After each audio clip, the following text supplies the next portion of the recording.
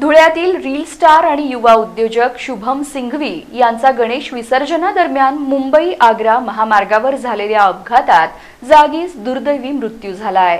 शहरातील मोठ्या गणेश मंडळाच्या विसर्जनानंतर घरी परत येताना कुंडाणे फाट्याजवळ दुचाकीचा अपघात झालाय, ज्यात त्यांचा जागीच मृत्यू झाला।